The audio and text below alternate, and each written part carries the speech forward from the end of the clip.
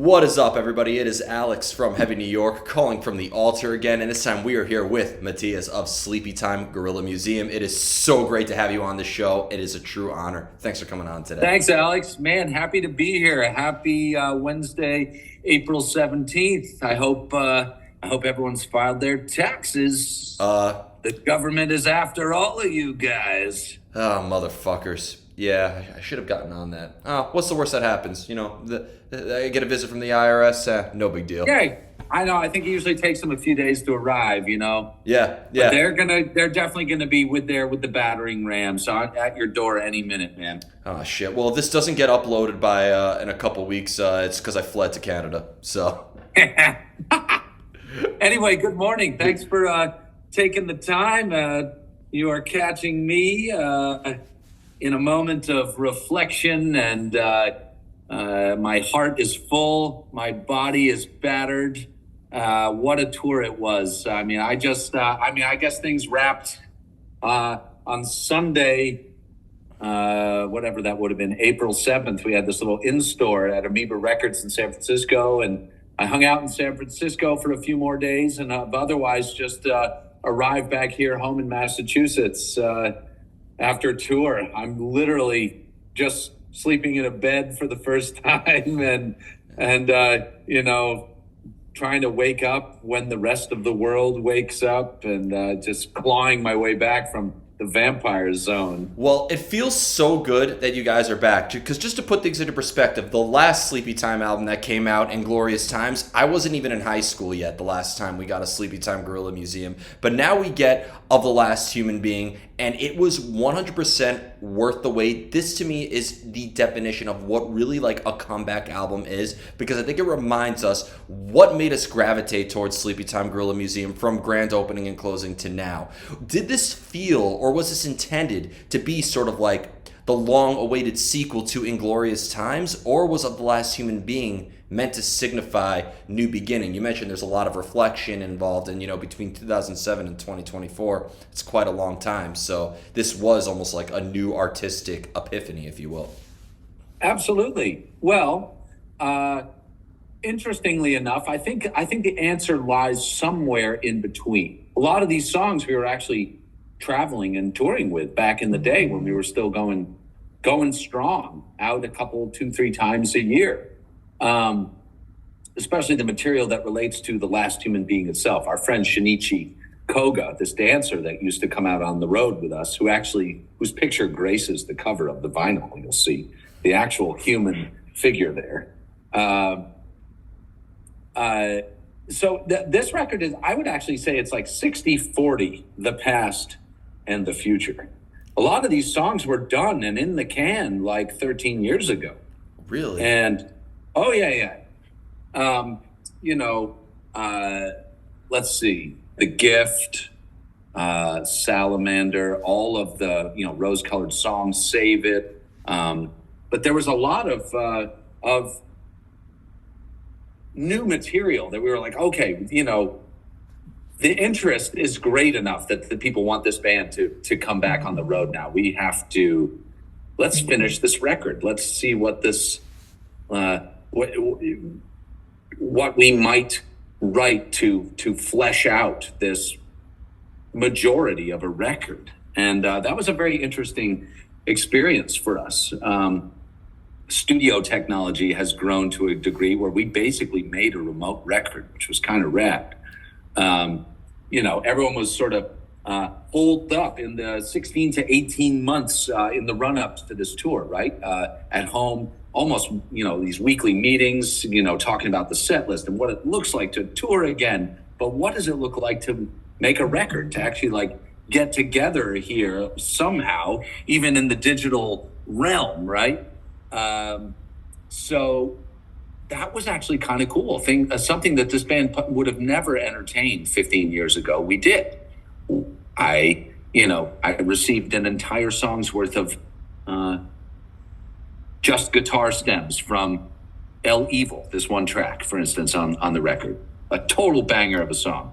And, it's like, okay, I've never heard this song. We've never played it before. We haven't had the opportunity to tour it or workshop it in the rehearsal space. what happens if I am the first person to put some additional information down on this? So Nils sent me this entire song with, I'm not even sure there were lyrics on it at that point. And I just hit it with the drums and then passed it to Dan, who passed it to Michael. And then it came back to Carla. And, it was like a very interesting sort of game of telephone, a little round robin. And in the end was the way that we finished this record. And it got me super pumped for an actual new record in the wake of this tour, right? Where we're like, holy shit, it was so fun to play with you guys again.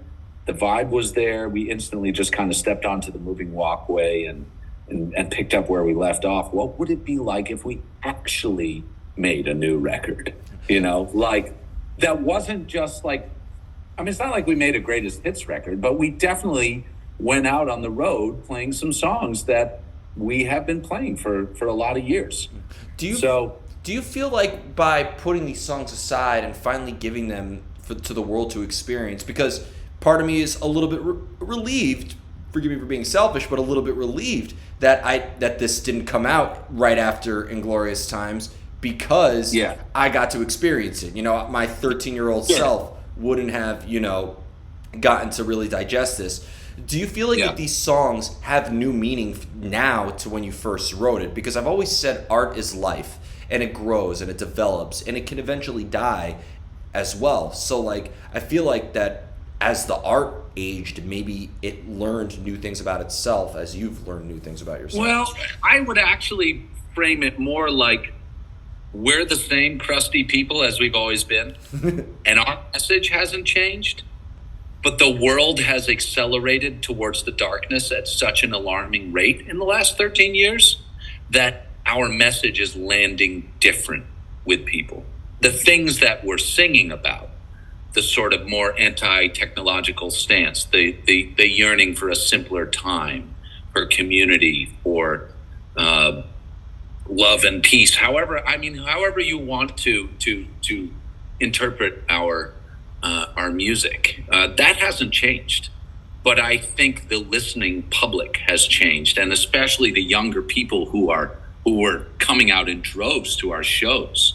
People who are just sort of, I guess, fed up.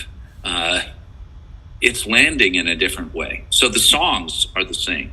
The band is the same. The people are the same. We are ever stubborn and sort of inherently our weird selves. I guess it just took until 2024 for it to really to land. That's I guess how I would frame the picture of this band. It was such an emotional experience to be out there and realize, like, oh my God, we've been hammering at this thing for pretty much 25 years now. And, kudos to our stubbornness and to our, granted, there was a protracted pause in the middle. Let's be clear. Life went in very different directions in the last 13 years with kids and family and side projects and, just different chapters. But we never broke up. We just kind of paused, I guess. And it was so intense and rewarding to step back into this band, to be playing ostensibly the same songs with the same message, but to just have the feeling from the audience be so much different. But what I find unique is when we hear like Message and stuff, the references to Dada and like art history, which is how I discovered Sleepytime Gorilla Museum when I was like in art school, and learning about the Dada movement. Where'd you go to school, Alex? School of Visual Arts, SVA. Nice. Yep, and nice. And we've gotten great musicians from there too, from Jared Leto to Gerard Way to the Life of Agony crew. So shout out to everybody there. But The message of Dadaism, as somebody who studied Marcel Duchamp and Piet Mondrian, and you mentioned like simpler times. I mean, simplicity was kind of what made the Dada movement so unique. Whether it was that found object sculpture just placed on the pedestal, or the grittiness of Piet Mondrian, and you see how installations and minimalism, especially in the Russian movement back in the day as well. So like the Russian constructivist movement. Why do you feel that the music that we hear in Sleepytime Gorilla Museum, this very experimental and essence of beauty yet organized chaos, has always been the sort of the best means of getting your message and vision across? Sure. Well, it's the 5 members of the band and their individual histories, growing up in the wilds of Humboldt County, or in the urban setting of Oakland, California, or Lancaster, Pennsylvania, or my own weird, primitive childhood growing up in Massachusetts on the shores of Cape Cod.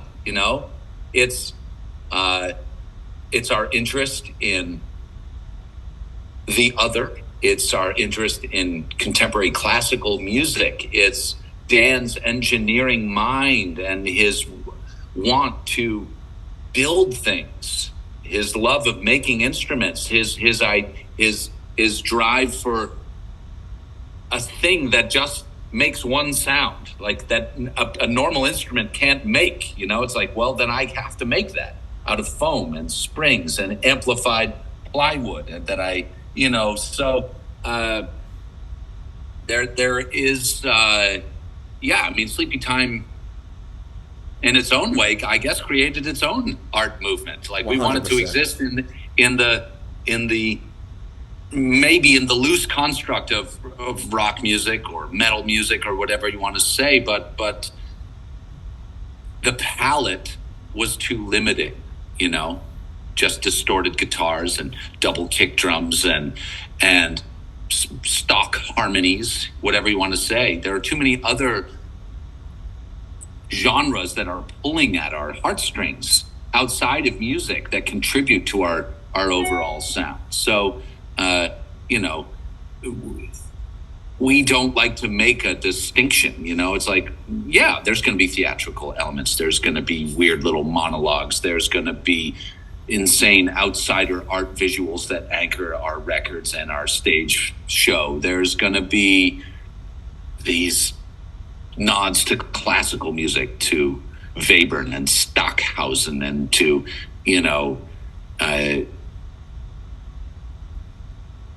Ligeti and others that, your normal metal band is mostly just thinking about getting up there and making a lot of fucking noise. And we are intensely interested and inspired and attempt to sort of have all of these things happening at once. Is it a theater show? Is it a musical? Is it a manifesto? Is it a band?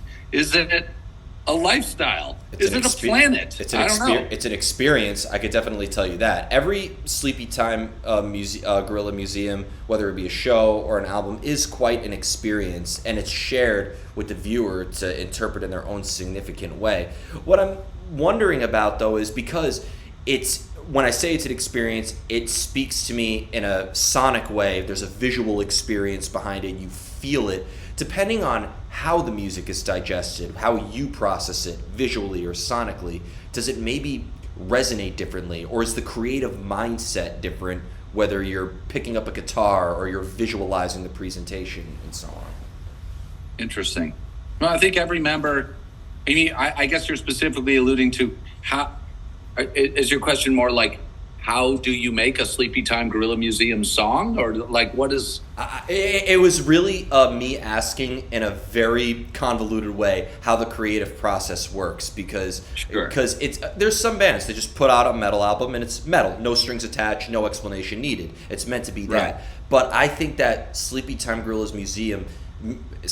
Museum's music, every note means something, and it triggers a visual experience too. I could tell that it's not just you sitting with a guitar. How is this note going to work here? How is this verse going to translate to this? It's a visual thing as well. So, got it. Whether you're approaching something visually or musically or whatnot, is the mindset differently? Is the mindset different? Yeah, I think. Well, I wouldn't call myself the chief writer in the band, but I think each of the 5 members have a different style. I would say Nils and Carla are intensely collaborative, and they like to bring in skeletons of things and trust that the individual members will know their writing and their own abilities on their instrument well enough to contribute an interesting part, whereas Dan or myself, I don't know, we tend to bring in more fully realized things. Simpler, shorter tunes, right? Which pepper themselves throughout the set. Whereas Nils and Carla's, I call it like the doorstop, the wedge shake song that starts from this whisper and just erupts into 12 minutes of ecstasy, It's a, but I think we've toured enough and made enough music with each other over the last 20 years that we just know each other at this point. I mean, I don't think we can help but visualize each other when we're writing. At a certain point, you move beyond your influences and you're well into your 40s and 50s, and you're just like, well, this is just me now. When I pick up a guitar, or when I sit at the piano, or I sit down at the drum kit to come up with some cool rhythmic idea that might then influence a riff or whatever, I'm just doing it,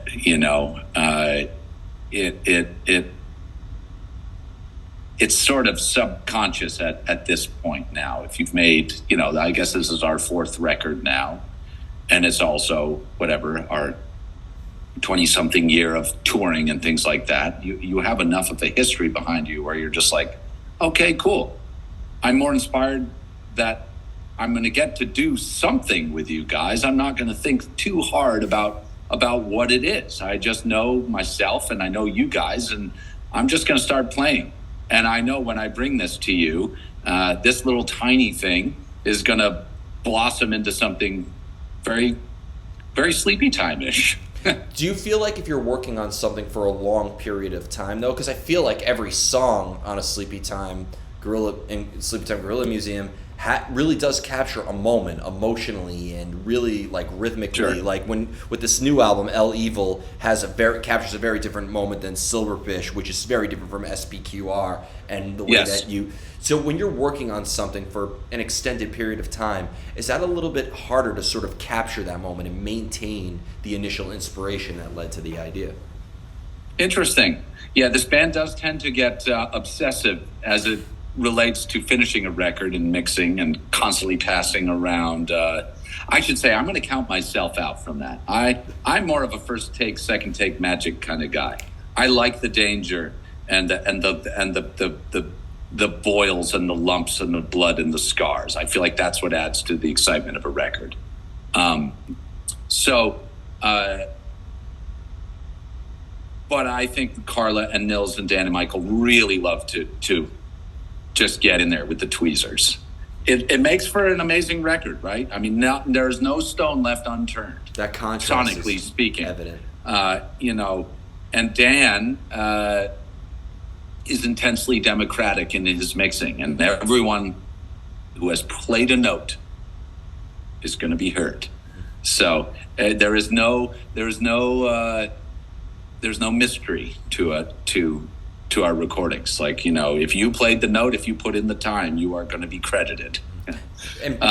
And being such a percussionist, from the glockenspiel to the drums to playing the piano, does a different instrument, because all of your individual experiences are rooted in this music, does a different instrument express a different side of you personally in a way? Or being that it's all coming from your heart, it expresses the same thing, just maybe in a different language or in a different tune? Interesting. Oh, for sure. I would say I'm severely handicapped on the piano, or especially. I mean, I think I have a pretty broad harmonic sense, but my chops on the piano aren't nearly as close to those of my drumming, which is my sharpest tool, I guess. So when I sit down at the kit, I can dream more. And be like, fuck, I'm just going to play this at 240 BPM. And it's just this real twitchy thing. I'll send this on to the people and it'll be fine. Whereas the piano, I have to choose my spots a little more. I have to rely more on, I can't play any fireworks really on the piano in the way that I can on the drums. So I have to rely on the harmonic interest side of things, which I feel is where my strengths are. So, yeah, definitely. It depending on what I sit down to as the basis for a song, it's going to be very different, And do you feel like in the end, because of the choreographic nature of Sleepytime and the visual aesthetic, that maybe you in a way portray? This is always for lack of better words, but like, do you portray like a character or an entity outside of yourself? Is almost like this is serving as an external metaphor for your personal experiences? Oh God, yeah. Well, it's a costume band, man. We make a very concerted effort to differentiate between our civilian and onstage lives. Being on tour especially is really hard, right? You're just in the grind 20 hours a day, driving or loading or sound checking or trying to eat or trying to take a nap or trying to drink some coffee. And you supercharge your abilities and your soul and your creative juices by stepping into your costume and your makeup and something different.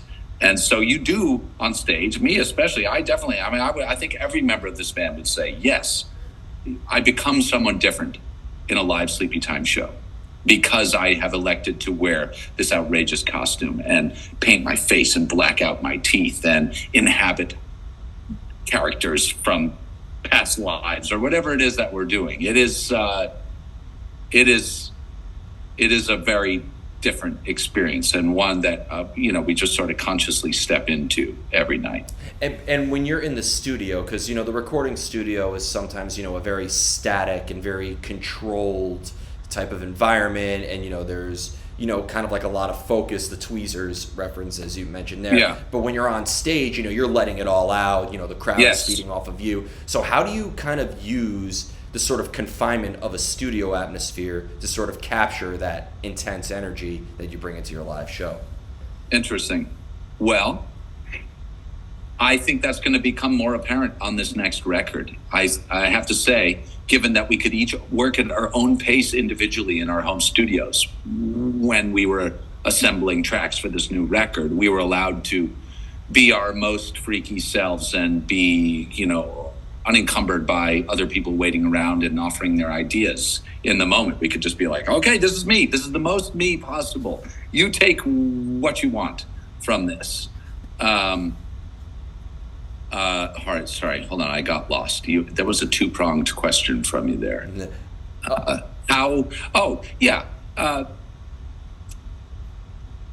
I've always said that the live show is where this band shines, where we can be our most truly authentic selves, where the time we put in the studio or in the rehearsal space can really shine. It was so interesting what happened, having not played a note with each other for 13 years, getting into the studio, rehearsing for 14 hours a day for 2.5 weeks or whatever it was, and how we were like slaves to the record and this very specific recorded version of ourselves. And we didn't become the band until we forgot the records, like a week or so into the tour, where things loosened up and frankly got a little sloppy. And we were allowed to play within tempos that would otherwise be like codified on a record. A song like Sleep Is Wrong, has like 12 different tempos live. And we kind of drop in and out of these seemingly disparate and unrelated things. And it takes a while to get back into that. So I'm so glad that I don't know. It's in a way, it's almost two different bands, the recorded version of this band and the live version. And the live version really is where it's at. Especially because Nils approaches things from a vocal standpoint, so there's lyrical. Oh my God! Yeah, and yes, you approach things very conceptually. The way that Carla is able to bring orchestral elements and bring her vocal contributions, and then you hold it together with the rhythmic contributions as well. I feel like rhythm behind a drum set or behind any sort of percussion instrument is a completely separate language from what you could express on the guitar or vocals. So I've always wondered, how do you when a band tells me, oh, we all mutually, collectively came together and all this, and we all agreed, that I don't believe that that's true. You all have your own different experiences, your different stories, and your different means of expression. So are you almost putting yourself in Neil's or Carla's shoes in order to sort of feel their emotional headspace, or are they putting themselves in your shoes to understand your creative process? That's a really interesting. Well, I feel like, I don't know. I'm not. I can't speak for Nils or Carla, but I think I alluded to it earlier. I mean, everyone's got their own distinctive sort of composing style in this band. Nils and Carla and Dan. I mean, everyone writes intensely personal music in this band. Nils is a naturalist and is often, paying tribute to people and places directly in his life, his brother or friends who have passed, and Carla is, obsessed with poetry and poets, and he often uses books or poems as a jumping off point for some of her material. So I feel like, and Dan's got a very earnest tribute to his own father who passed on this record. And I think before the band or individually, because it is essentially like a writer's collective, I guess, in the end, there's always some inspiration before they start to think about how any other member of the band is going to play this song of theirs. I think we've had enough time together that they just trust that it's going to be cool, that will serve the song in the right way, And I have two more questions for you. This led me perfectly into the next question, but depending on what the song is about, whether it's coming from your own personal experiences or Carla or Nils or Dan or whatever, does it maybe resonate with you differently? Do you channel a different energy into the material depending on the content of it? I think so. Yeah, you can't help but I mean, in a certain sense, a riff is a riff, and it's going to urge you on as a drummer to play in a certain way, right? If someone's doing that, I'm not going to play like triangle and muted timpani, I mean, I could. If any band could pull it off, it'll be you guys. So. Yeah, exactly. But often those lyrics from the composer themselves will elicit a certain performance, right? From the okay, I'm singing this incredibly personal song, about the passing of my father, or whatever. I mean, that the writer of that song is also out of the gate going to be accompanying their initial lyrical inspiration with something earnest that is going to dictate the parts down the line, right? Mm-hmm. So it's rare that I get to start a song. I mean, it's hard to, start a song with drums. Like, what do you do? The closest I've ever come to that is a song from our second record called Thesis, where I remember writing this riff, this weird circular thing that is definitely in 4/4, but just totally messes with your mind. It's but I wrote that on, what did I write that on? Definitely not drums, but it's like a drum part on a guitar or whatever. It's, I was thinking like a drummer on a piano or a guitar or whatever it is that I originally wrote it on, you know. That's awesome. One of my favorite personal guitar players is Dino from Fear Factory, and his riffing style is very rhythmic, where like he plays along to the double bass that you hear in the drums. So yeah, exactly. Like I can't help but think like a drummer. Like I said, it's my sharpest tool, you know. So any amount of piano playing or mallet percussion I do is always going to have like that, you know, rhythmic side, the drummerly side to it. I just enjoy coming up with a part that's like architectural and just sort of, you know, interesting, I guess. It is most certainly interesting. And I've noticed with drummers too, they live how they play. I've always noticed drummers are the best at routine. They always have like a rhythm to their day. Like you could tell somebody's a true drummer in a way just by how they live in a way with they bring rhythm and everything. The way that they walk is even consistent and everything. Same. I'm an intensely tightly wound person. I enjoy structure and personal hygiene, and I walk very fast. Yeah, I'm busted, man. Yeah. Regimen. It's all those rudiments that I played as an elementary school kid. One of my best friends, shout out to Carlos from the metal band Solemn Vision. He's always like, bring deodorant to shows, bring deodorant to shows, bring deodorant to shows. So it's good to know it's a drummer thing. It is. No, man, I am that guy. I'm the rules guy, for better or for worse. Yeah. You know, I think I'm the anchor in this band in some way. You know, just like the caveman in the back with the sort of simplistic tendencies, anchoring, grounding this band in some way so that they can float like untethered hot air balloons above me, I guess. When people had to show their vaccine cards to get into shows back in the day, like people, everyone was saying, you know, I don't know, we should do this or whatever, but let's make it a rule. You can't get into the show without deodorant. So. Yes. Oh man.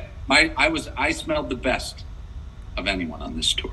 That should be the headline of this interview. I love it. I smelled the I smelled the best of anyone on this tour. Are you let's see. Are you interested in do you want to try and get what's your deadline on this story? I mean, I'm going to upload this next week, but I'm happy to do to bring other members on the show. I would love to if you could get some perspectives from other bandmates. I'll reach out to your publicist to coordinate a part 2. That would be great. There was one more question I wanted to ask you if you got time. Yes. And that is about the artistic process. It's kind of like a debate I like to have. Inspiration. Do you believe you could seek that out? Can you go look for the inspiration, or do you just have to let it strike you? Interesting. Well, inspiration is for quitters, man. Ooh. If you're going to make a life out of music, out of art, the practice is more important than the inspiration. You just have to do. You have to get up, and it's going to be, I mean, probably even half the time it's going to be shitty. And you're going to have to churn some stuff out, or you're going to have to practice. And in that way, you get better at writing. And in that way, you get better at channeling influence and inspiration when it does strike. That's beautiful, and I'm really glad to hear you say that. One of my tattoo artists said, if I only tattooed when I was inspired, I'd be living on the streets. Thank you for saying that. I really hope that was one of the best messages I could hear on the show. So before we go, I want to truly thank you so much for coming on today. Most of all, though, you're welcome, Alex. Just to thank you as well for your music and presenting it to us, and can't wait to hear more. Just usual, anything else you'd like to plug or anything else you'd like to promote? No, I just want to say thanks to all the fans who came out in droves over the last 6 weeks. It filled me up to no end, and I think we can't wait to get out and do it again. And it feels so great to be back and to have people be listening to this band again so intensely.